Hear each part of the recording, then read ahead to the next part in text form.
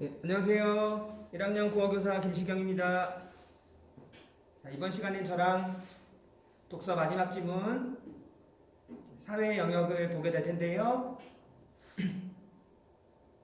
네, 바로 보죠. 자, 1문단부터 9문단까지 꽤 긴 글인데요. 그냥 쭉쭉 읽어 나가시면 돼요. 그런데 글을 읽어 나갈 때 보면은 항상 중심 내용을 파악하면서 또 핵심어를 파악해 나가면서 중요한 부분에 밑줄을 그어가면서 읽자라고 이야기를 하는데요. 자, 그렇다면 이제 다 좋은 말들인데 중심 내용이 뭔지 핵심어가 뭔지 글을 읽어가면서 내가 그것을 파악할 수 있어야 되겠죠. 그래서 그걸 파악해서 누가 어디에 밑줄 그으라고 해서 긋는 것이 아니라 내가 여기가 중요한 부분이구나, 여기 부분이 핵심이구나 라고 판단을 내릴 수 있어야 되고, 그리고 그 부분에 내가 밑줄을 그어가면서 체크를 해 나가면서 읽을 수 있어야겠죠. 자, 제가 지금 이런 말씀을 드리는 이유는, 자, 그런 걸 하기 위해서는 우리가 1문단을 잘 읽는 연습을 굉장히 많이 하면 좋을 것 같다라는 생각에서 이런 이야기를 했는데요. 자, 여러분 중학교 때도 아마 배웠을 텐데요. 우리 보통 글의 구성을 보면은 처음, 중간, 끝 이렇게 있다라고 보통 이야기를 하잖아요. 그래서 그러면 글의 첫머리에서 하는 역할은 무엇인가 라고 글의 처음 부분에서는 어떤 내용들이 나타나는가, 그런 부분들에 대해서 이제 많이 공부를 해봤을 텐데, 글 처음 부분, 도입 부분에서는 주로 뭘 하죠? 근데 무슨 흥미를 유발한다, 독자의 관심을 유도한다, 그 다음에 앞으로 전개될 글의 방향을 안내한다, 이런 이야기들이 많이 나와요. 자, 그렇다면 이제 글의 처음 부분에서 그런 역할들을 한다라고 했으면 우리는 이제 글을 쓸 때도 마찬가지고 글을 읽을 때도 마찬가지고, 글의 첫머리에 그런 기능들을 잘 생각하면서 그런 것들을 내가 파악해내야 되겠죠. 무슨 얘기인지 이해되시나요? 자, 그러면 이 글에서도 이제 1문단을 보고서, 글의 처음 부분을 보고서 보통 글들에서 1문단과 2문단을 보면서 글의 방향이 어떻게 되겠구나, 이런 것들을 우리가 짐작을 해야 됩니다. 그리고서 이제 이런 이야기를 하겠구나 하고서 예측을 하면서 이제 2문단, 3문단, 4문단, 5문단을 쭉 읽어 나가야 되는 거죠. 그러면서 예측을 하면서 읽으면 이런 이야기를 하고 있는 부분, 그 부분에 대해서 내가 밑줄을 그어가면서 읽어 나가면 되겠죠. 자, 한번 사례를 들어서 이 글을 통해서, 1문단을 통해서 이제 글의 방향을 한번 추측을 해보고, 앞으로 그러면 우리가 어디를 체크해 나가면서 글을 읽어야 될지 그런 부분을 한번 연습한다라는 기분으로 이제 이 글을 한번 읽어 나가 보겠습니다. 자, 여러분 이 글 지난번에 과제하면서 다 읽어봤겠죠? 자, 여러분이 다 읽어봤을 테니까요. 자, 바로 그냥 하나하나 읽지 않고 바로 이렇게 말씀을 드려보면요. 자, 1문단 제일 처음에 보니까 심리학자 카너먼이 등장하면서요. 자, 인간은 논리적으로 뭔가 문제를 해결하는 것이 아니더라, 합리적으로 하지 않더라, 직감에 의해서 하더라 하면서 사례를 하나 들어주고 있어요. 그러면서 R로 시작하는 단어, R이 세 번째에 있는 단어, 어떤 게 더 많냐라고 하는데 실제로는 R이 세 번째에 있는 단어가 더 많아요. 하지만 우리 사람들은 이제 R로 시작하는 단어가 더 많다라고 이제 생각을 한대요. 왜 그러냐? 그게 더 쉽게 떠오르니까. 자, 그래서 이제 여기 기억 부분에서 해당 사례를 자주 접하거나 쉽게 떠올릴 수 있으면 발생 빈도수가 높다고 판단하는 인간의 심리적 특성에 기인한다고 보았다. 자, 그러면서 그는 실제 인간의 행동에 나타나는 다양한 양상을 연구해서 합리적 선택을 한다는 전통 경제학의 전제에 반기를 들고 심리학적 연구 성과를 이제 경제학에 접목시킨 새로운 이론을 제안했다. 잠깐 등장할게요. 이제 맨 마지막 부분에 굉장히 중요한데요. 자, 인간의 행동에 나타나는 다양한 양상을 연구해서, 잠깐 등장할게요. 자, 인간은 합리적 선택을 한다는 전통 경제학의 전제에 간기를 들고 요게 아니다라고 하면서요. 이제 심리학적 연구 성과를 경제학에 접목시킨 새로운 이론을 제안했다. 자, 그러면은 여기 일문단 첫머리에서도요. 인간은 논리적 사고 과정을 통해 합리적으로 뭔가를 하지 않더라. 어떻게 한대요? 감에 의해서, 직감에 의해서 하더라 라고 이야기를 하면서 사례를 들어줬어요. 자, 그러면서 이제 인간의 행동에 나타나는 여러 양상을 연구해서 자, 인간은 합리적 선택을 한다는 이 전통경제학 요게 아니다라고 이제 부정을 하고서 이제 심리학을 경제학에 접목시켜서 어떤 이론을 제안했다라고 했습니다. 자, 그러면은 자, 1문단 중심 내용 잠깐만 정리해 보면요. 자, 경제학에 지금 심리학을 접목시킨 어떤 새로운 이론을 제안했다. 여기 후반부가 될 텐데요. 그러면 이제 앞으로 어떤 이야기를 해나갈까요? 이 글은?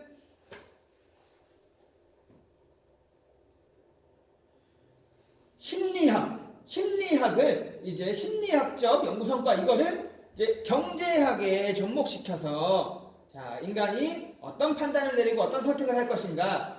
그러면 이제 앞으로 나오는 인간의 판단과 선택 이런 것은 어떤 것이 되겠죠? 이 전통 경제학의 합리적인 것이 아니라 뭔가 심리학적 어떤 연구 성과, 심리를 바탕으로 정의에 의하면 다른 거면 감에 의해서 뭔가 어떤 선택과 판단을 내리더라. 이런 이야기가 나오겠다라고 하는 거죠. 이해되시나요? 그런데 이건 예측이니까 그게 맞는지 안 맞는지 우리는 가서 확인을 해야지 무조건 그거다라고 생각을 하시면 안 돼요. 이제 뭐 필자의 마음을 우리가 일부만 보고 100을 다 꿰뚫을 수는 없는 거니까.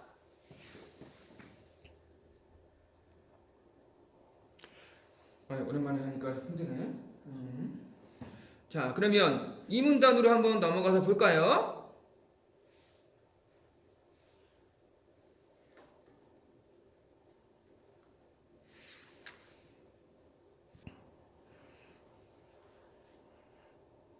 이 문단 넘어가서 보죠. 자, 전통 경제학에서는 자, 합리적 선택을 하는 존재로 가정하고 시장에서의 재화, 용역 이것들의 생산, 분배, 소비를 연구하는데요. 자, 대표적 이론인 기대 효용 이론에 따르면 인간은 대안이 여러 개일 때 이제 대안의 효용을 계산해서 만족을 주는 이제 최대 이득을 주는 이제 대안을 선택하는데요. 자, 이때 효용이란 이제 뭐 소비할 때 느끼는 만족감인데, 자, 이 기대값인 기대 효용은 대안을 선택했을 때 발생할 수 있는 개별 사건의 효용에 각 사건의 발생 확률을 곱해 모두 더한 값이다. 자, 지금 여기 잠깐 한번 적어보면 요 글에서는 이제 아까 어떤 이야기 했었죠? 1문단에서 자, 전통 경제학 이야기하면서 이건 합리적인 선택 근데 요거 아니야 라고 하면서 뭔가 심리학을 접목시킨 심리학이 접목된 이제 뭐 경제학 새로운 경제학 요거를 이제 강조하는 거죠. 자, 그래서 이제 요걸 이야기할 건데 우리는 앞으로 이제 요게 뭔지 이야기를 하겠다라고 했는데 지금 이 문단에서 뭐 얘기하고 있죠? 요거 이야기하고 있죠. 자, 그러니까 뭔가 이제 뭐 비교하는 거죠. 얘를 좀 더 명확하게 이야기하기 위해서 일단 얘를 잠깐 이야기하는 거죠. 그래서 이것과 비교되는 뭔가 얘를 구체적으로 이제 이야기해 나갈 거다라는 생각이 들어요. 자, 이 문단에서는 전통 경제학 이야기하고 있는 거죠. 한번 이제 정리해 보면은 이 문단은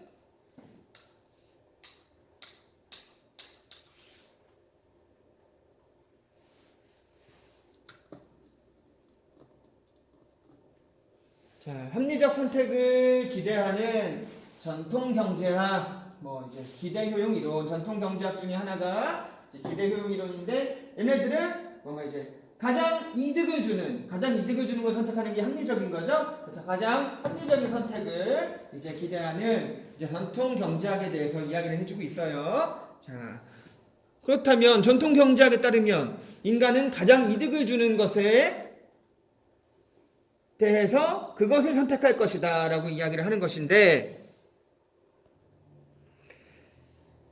그러면 3문단 가서 이 문단에서 전통경제학을 이야기했었는데 그것에 대해서 예컨대 예를 들었어요. 자, 동전 던져서 앞 나오면 2만 원, 뒤 나오면은 이제 만 원. 앞 나오면 2만 원을 이제 받고요. 뒤 나오면 만 원을 잃어요. 자, 게임 A가 있고요. 자, 이번에 게임 B는 앞이 나오면 만 원 받고 뒤가 나오면 5천 원 잃어요. 자, 그러면은 자, 여기서 화폐 효용은 액면가와 같다고 할 때 자, 동전의 앞면, 뒷면이 나올 확률은 0.5니까 자, 이제 기대 효용. 요 기대 효용이 뭐예요? 전통 경제학이에요. 자, 그러면 2만 원 곱하기 0.5 빼기 만 원, 이제 만 원 곱하기 0.5에서 5천 원. 게임 A에서는 기대 효용이 5천 원이에요. 게임 B에서는요. 이제 만 원 곱하기 0.5, 5천 원 곱하기 0.5를 빼니까 2,500원이에요. 그러면 기대 효용이 어떤 게 더 커요? 게임 A죠. 자, 그러면은 전통 경제에 따르면 어떤 걸 선택하겠어요? 게임 A를 선택해야 하죠. 그런데 실제 보니까 대다수 사람들이 뭘 선택해요? 게임 B를 선택했다. 지금 뭐 보여준 거예요? 전통 경제학이 박살나는 상황을 지금 보여주고 있는 거예요. 자, 들어맞지 않는 상황을 지금 보여주고 있는 거죠. 문제 상황 보여줘야죠. 이걸 누가 해결해요? 그렇죠. 아까 심리학을 경제학에 접목시킨 카너먼의 그 이론이 이 점을 이제 해결해 나가겠죠. 어떻게 해결해 나가는지 우리가 그럼 확인해 봐야겠죠. 네, 선문단 정리하면 전통 경제학의 기대 효용과 그것과 다른 이제 다른 사람들의 선택, 게임 B를 선택하더라. 이제 전통 경제학이 박살나는 상황 이걸 보여주고 있는 거죠. 자, 그렇다면 자, 4문단으로 한번 넘어가 보면요. 자, 4문단에서 자, 그러면 카너먼은 이 선택의 문제가 발생했어요. 기대 효용 이론에 따르면 합리적인 선택을 한다고 했으니까 게임 A를 선택해야 되는데 그걸 선택하지 않고 B를 선택했죠. 자, 그래서 왜 B를 선택하느냐 이걸 설명하려고 제시한 게 뭐예요? 자, 전망 이론이다. 자, 그럼 이 전망 이론이 뭔가 자, 설명을 해야겠죠. 자, 전망 이론은 이득보다 손실에 민감하게 반응하는 인간의 심리가 선택 행동에 미치는 영향을 설명하는 이론이다. 개념적이니까 대단히 중요합니다. 전망 이론이 뭐냐? 이득보다는 손실에 민감하대요. 손실에 민감하게 반응하는 심리가 선택 행동에 영향을 미치는 것이다. 자, 그러면 전망은 뭐냐? 이득과 손실에 사람이 느끼는 심리 상태인데요. 대안을 선택했을 때 발생할 수 있는 개별 성과의 가치에 각각의 결정 가중치를 곱해서 모두 더한 것. 뭐 이제 그것이 이제 전망이라고 하는데요. 자, 그렇다면 4문단을 정리해 보면은 자, 합리성, 전통 경제학의 그 합리성이 아닌 자, 심리가 선택에 영향을 미친다라고 하면서 전망 이론을 이야기했어요. 이 전망 이론은 이제 구체적으로 이야기하자면 여기서 뭐라고 얘기하고 있죠? 자, 이득보다는 손실에 민감하게 반응하는 심리가 선택 행동에 이제 미치는 영향을 설명하고 있는 이론이다. 자, 그렇다면 4문단까지 봤는데요. 아이고 힘들어.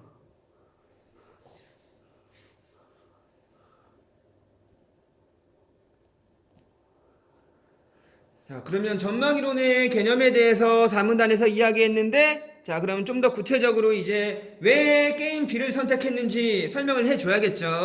자, 한번 볼까요? 자, 그림은 여기 그래프도 있는데요. 전망이론에서 이득과 손실에 대한 인간의 반응을 설명하는 그래프다.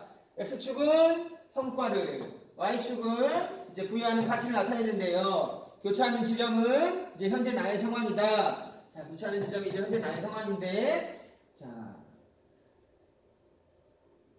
이를 기준으로, 자, 오른쪽이 이제 이득 영역이래요, 오른쪽이. 자, 그 다음에 좌측이, 왼쪽이 손실 영역. 자, 그러면 이득 영역에 이제 VA와, 자, 이득 영역에 요 VA는 요거겠죠? 같이. 요 VA와 이제 손실 영역의 V-A 절대값을 비교하면 이제 손실 영역이 더 크다는 걸 알 수 있다. 이는 이제 같은 크기의 이득과 손실이 있을 때 이득감보다 손실감이 더 크다는 것을 의미한다. 자, 여기 이득이 A가 있고요. 손실이 A가 있어요. 그러니까 -A로 표현한 거죠. 그럴 때 이제 그 가치를 보니까요. 여기는 VA였어요. 그런데 손실일 때는 여기 보니까 V-A죠. 그러면 이득일 때 가치는 이 정도인데 손실일 때 가치가 더 커요. 훨씬 커요. 자, 그러니까 같은 크기의 이득과 손실이 있을 때 A-A가 있을 때 이득감은 이만큼인데 이 가치와 손실감은 이만큼이 되니까 더 크다는 거죠. 이해되셨나요? 자, 그렇다면 자, 여기 오문단에서는요. 자, 전망이론에 따르면 자, 어떠냐? 그 이득감보다 이제 손실감이 훨씬 더 크다. 자, 그러면 손실감이 더 크니까 인간이 이제 어떤 판단을 할 것인가 이제 더 구체적으로 설명을 해줘야겠죠. 네, 그러면 육문단으로 한번 넘어가 볼게요. 자, 이 그래프에 따라 앞서 예를 든 게임 A랑 B 중에서 사람들이 B를 선택하는 이유를 분석해보면 자, 2만원 얻었을 때 이득감이 만원을 얻었을 때 이득감보다 크긴 커요. 자, 그런데 만원을 잃었을 때 손실감이 5천원을 잃었을 때 손실감보다 훨씬 더 크죠? 그러니까 아까 손실감에 더 크게 가치를 부여한다고 했으니까 이제 손실감을 이제 피하고자 하는 심리가 반영됐다. 그래서 게임 B를 선택한 것이다. 합리적인 선택, 정통 경제학자에 따르면 게임 A를 선택했겠죠? 왜? 기대 효용이 게임 A가 더 크니까. 하지만 요 전망 이론에 따르면 자, 인간의 어떤 심리를 바탕으로 선택을 판단하는 것인데 그 전망 이론에 따르면은 이득감보다는 손실감에 더 민감하대요. 자, 그러니까 게임 B를 선택할 수밖에 없다. 이런 얘기를 했다는 거죠. 자, 용문단 정리해 보면요. 자, 더 큰 이득감을 추구하는 선택보다는 더 큰 손실감을 피하는 선택을 하게 되더라. 그래서 게임 B를 선택하게 된다라고 하는 거죠. 이해되셨나요?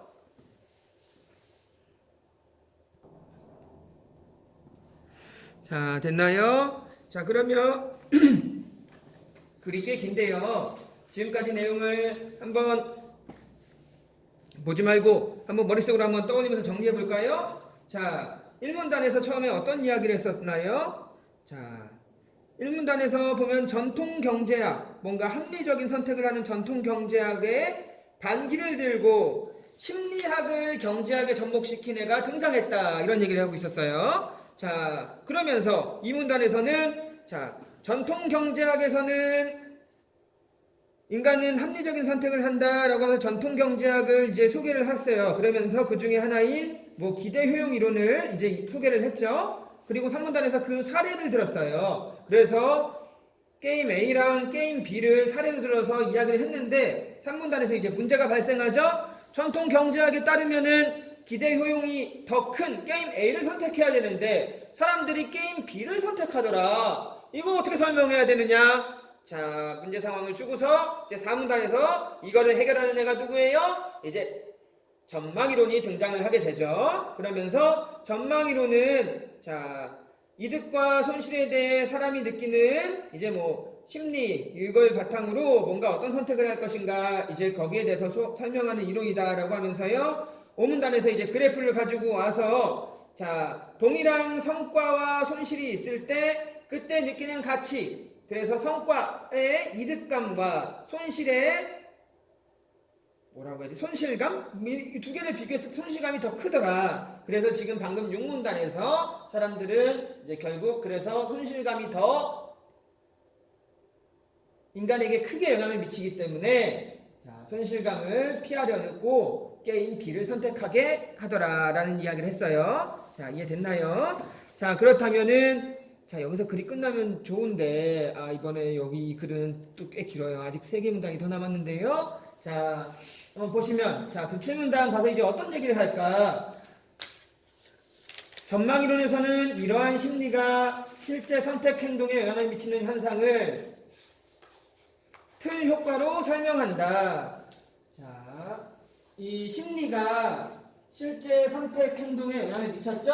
방금 손실감을 피하려는 어떤 심리 때문에 게임 B를 선택했어요. 자, 그런데 이거를 뭔가 틀 효과로 설명하려고 한다. 틀 효과라는 것이 또 이제 보기 기호 동그라미 B를 통해서 기출까지 그어져 있는데 역시 문제랑 직결되는 거니까 잘 파악해 둬야겠죠. 자, 한번 확인해 보면 자, 사람들은 여러 대안 중에 하나를 선택할 때 이득을 주는지 손실을 주는지, 그래서 이득 주면 긍정적인 틀, 손실 주면 부정적인 틀 이렇게 인식을 하는데, 자, 그러면 긍정적인 틀에서는 어떻게 하느냐? 확실한 이득을 주는 대안을 선택하더라. 자, 긍정적인 틀에서는 이제 확실한 이득을 주는 대안을 선택하고, 부정적일 때는요, 불확실한 손실을 주는 대안을 선택한다. 자, 잘 이해해야 되는데요. 자, 여기 틀 효과라고 했으니까 지금 틀, 긍정적인 틀에서는 어떻게 한대요? 확실하게 이제 이득을 주는 거, 그거를 선택한다고 하고, 부정적인 때는요, 불확실한 손실을 주는 데를 선택한다. 당연히 그러겠죠. 나한테 확실한 손실을 주는데 그걸 선택하겠어요? 나한테 내가 이걸 하면 확실하게 나는 100만 원을 손해봐? 선택하겠어요? 안 하죠. 그러니까 불확실한 손실을 주는 데를 선택한대요. 자, 문반이 좀 더 구체화해서 한번 보면요. 불확실성을 위험이라고 할 때 불확실성을 피해서 확실성을 추구하는 것은 위험, 회피 성향에, 불확실성을 추구하는 것은 위험 추구 성향에 해당하니까, 자, 사람들은 긍정적인 틀에서는 위험, 회피 성향을, 자, 위험이 곧 불확실성이라고 했으니까 긍정적일 땐 뭐죠? 위험이 불확실성을 회피한다, 확실한 거를 선택한다라고 하는 거죠. 그런데 부정적인 것에는요, 위험 추구, 위험이 곧 불확실성이니까, 자, 부정적인 것들은 불확실성을 추구한다, 이렇게 할 수 있다라고 하는 거죠. 이해됐나요? 부정적인데 그게 부정적인 틀에서는 위험을 회피한다, 불확실성을 회피한다. 그러면 불확실성을 회피하는 확실한 건데 확실하게 나한테 손해를 주는 걸 선택을 하겠어요? 그러니까 부정적인 틀에서는 그 불확실성, 위험한 거에 곧 불확실성이니까 불확실성을 추구한다. 긍정적일 때는 이제 불확실성을 회피한다, 확실한 걸 선택한다. 그 얘기를 하는 거죠. 같은 얘기 지금 반복하고 있는 거예요. 자, 그러면 이거를 한번 다음의 선택 상황에서 예를 들어서 한번 살펴보자라고 하는 건데요. 일단 그럼 칠문단 한번 정리하고 가면요. 자, 칠문단에서는 자, 긍정적인 건 확실한 거, 그걸 선택하고요. 부정적인 건 불확실한 거. 부정적인 게 확실하면 그거 선택 안 해요. 부정적인 때는 불확실한 거, 걔를 선택하는 이제 성향이 있다라고 하는 거고요. 자, 그러면 여기에 대해 해당하는 사례 한번 넘어가서 볼까요? 자, 상황 1, 2 나오는데요. 자, 상황 1에서 100만 원 있고 A안, B안 중에서 선택을 하나 한다. 자, 상황 2는 C안, D안 중 하나 선택한다. 자, 그러면은 상황 1을 한번 볼까요? 0.5의 확률로 100만 원을 받거나 아무것도 받지 못한다. B안은 1의 확률로 50만 원을 받는다. 지금 긍정적인 틀이죠. 여기는 자, 받는 거예요. 손해는 없어요. 자, 그러면 어떤 거 선택하죠? 아까 긍정적인 틀에서는 확실한 거. 그러니까 우선 뭐 선택해요? 그렇죠. 이거 선택하겠죠. 자, 그러면 상황이 100만 원이 있는데, 자, 0.5의 확률로 100만 원이 잃거나 아무것도 잃지 않는다. 자, 본전이거나 잃는데요. 그리고 1의 확률로 50만 원을 잃는다. 이건 다 손해. 이거 부정적인 틀이죠? 부정적인 틀에서는 뭐 한다고 했어요? 불확실한 걸 추구한다라고 했어요. 그러니까 무조건 있는 게 아니라 이 불확실한 요거 선택하겠죠. 자, 이해되시나요? 자, 그래서 펠문단 내용이 그런 내용이죠. 자, 그래서 펠문단 내용 정리해 보면은 자, 사례예요. 아까 칠문단 나왔던 거 똑같은 거예요. 긍정적인 건 확실한 거 선택한다. 부정적인 건 불확실한 거 선택한다. 이 얘기하는 거죠. 자, 그렇다면 자, 드디어 마지막입니다. 전통 경제학은 자, 인간이 합리적 선택을 한다는 전제로 이상적인 경제 상황을 설명했다면, 자, 그렇죠. 전통 경제학에는 인간은 합리적이다. 그래서 경제 상황을 설명했는데, 자, 카노버는 이 전통 경제학을 비판하면서 실제 인간의 삶에 나타나는 선택 행동적 특성을 이제 심리학에 근거해서 설명했다. 그래서 선택 과정에 영향을 주는 요인에 주목해서 이제 행동 경제학이라는 새로운 분야 개척했다 하면서 뭐 의의 정도 행동경제학의 의의 정도 이야기하면서 이제 그걸 맞고 있어요. 맞추고 있어요. 그래서 합리적 선택에 기반한 전통 경제학을 비판하면서 심리학에 기반한 이 행동 경제학이 등장했다. 이렇게 하면서 이제 글을 끝맺고 있죠. 자, 이해되셨나요? 아이고, 긴 글을 보느라 대단히 수고 많았습니다. 그러면은 한번 얘네 정리해 볼까요? 자, 우리 독서 볼 때는요, 항상 무엇을 어떻게 주제 이렇게 세 가지를 한번 정리를 해 봐요. 자, 그래서 무엇을은 이제 화제예요, 화제. 자, 그래 화제. 여기는 아마 이제 심리학을 경제학에 이제 갖다 붙인 이 전망 이론에 대해서 이야기하고 있는 글이죠. 자, 어떤 방식으로 이제 전개 방식이다, 어떻게 썼느냐 하는데요. 자, 제가 사례 중심이다, 비교다, 원인 분석이다 이렇게 이야기를 써봤는데요. 이 글이 사례가 엄청 많아요. 그래서 시작부터 문제 제기할 때부터 또 게임 A, B 하면서 어떤 거 선택하겠느냐 하면서 이제 이야기를 꺼내고 있고 후반부에 전망이론 이야기하면서도 계속 사례를 많이 이야기하고 있어요. 자, 그러면서 이 비교라고 쓴 거는 이제 전통 경제학이랑 비교하면서 전망이론을 계속 이야기해주고 있죠. 그리고 이제 여기 원인 분석이라고 한 것은 이제 후반부에 가서 이제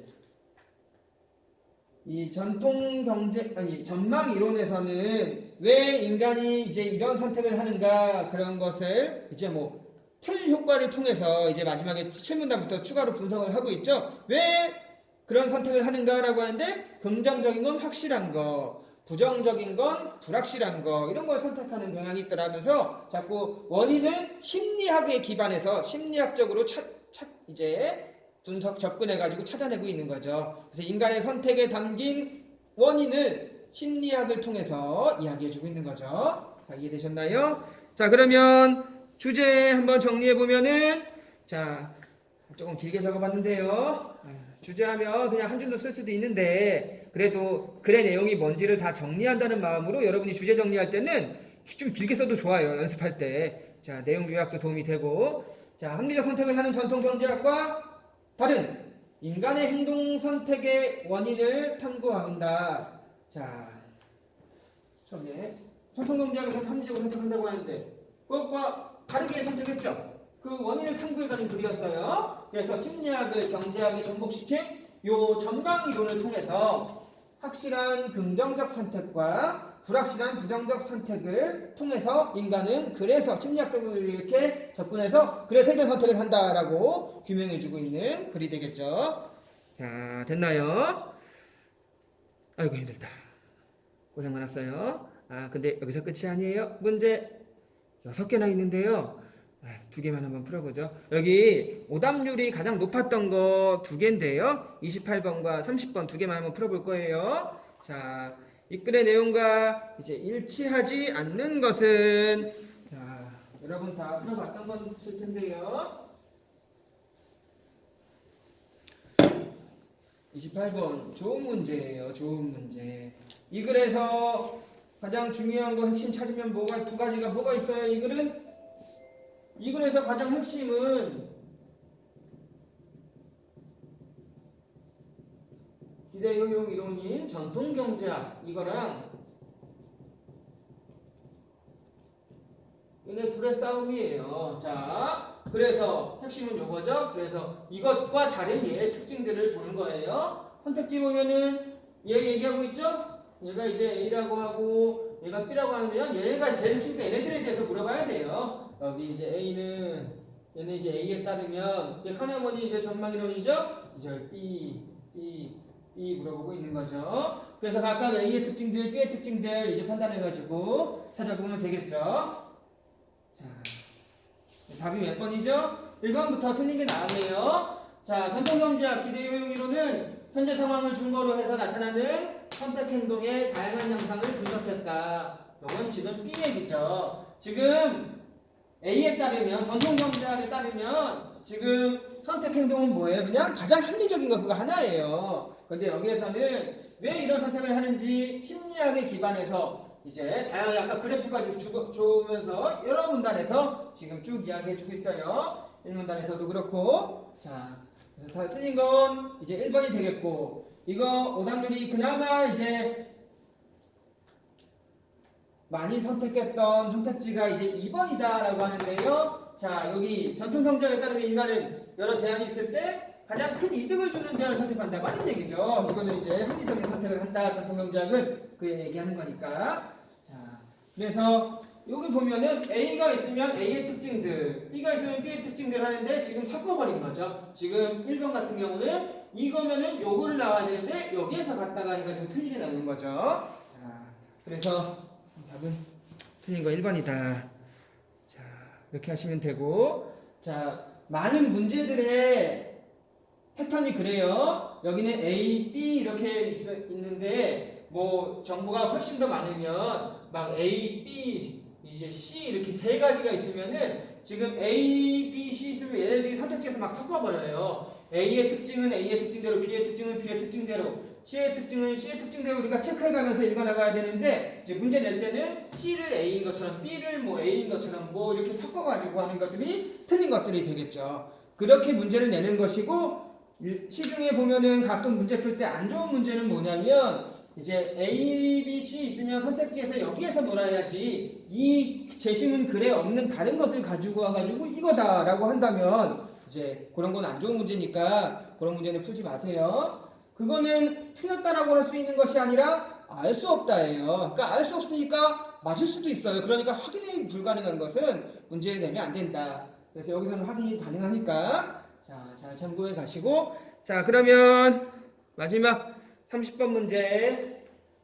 자, 그래프 분석하는 건데요. 이것도 뭐 이제 뭐 오답률이 뭐 거의 뭐 절반 정도 됐다라고 하는데 그렇게 어려운 것 같진 않은데 이게 오답률이 왜 높은지 이해가 안 되는데요. 자, 한번 볼까요? 자, 2등 영역에서는 이쪽이에요. 자, 성과가 동일한 크기로 증가할 때마다 성과가 이렇게 A 이렇게 증가할 때마다 어떻게 되죠?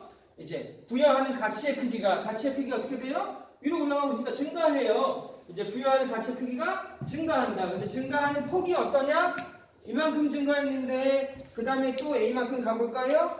A만큼 가면은 이제 여기 이렇게 되겠죠. 그러면 아까는 요만큼 증가했는데 지금 요만큼 증가했죠. 또 A만큼 가면은 이제 아까는 요만큼 증가했는데 지금은 요만큼 증가했죠. 그러니까 증가하는 폭이 조금씩 줄어들죠.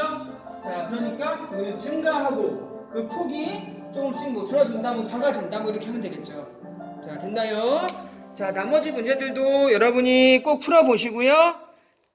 자, 이번 주 한 주 동안 했던 독서 지문 3개랑 문법 문제 높임 표현에 대한 거 하나는 이제 여러분이 혹시 이제 우리가 1회 고사를 보게 되면 코로나 때문에 이제 어찌 될지는 아직 불확실하지만 1회 고사를 볼 때 이제 시험 범위에 반영이 되는 것이니까 우리가 직접 풀지 않았던 문제들까지도 꼼꼼하게 다 풀어보시고 그 다음에 여러분이 공부한 후에 혹시 궁금하거나 이제 어렵거나 잘 모르는 점, 더 알고 싶은 점 그런 점이 있다면 여러분 선생님들께 이제 질문 많이 해주세요. 네, 이만할게요. 고생했습니다.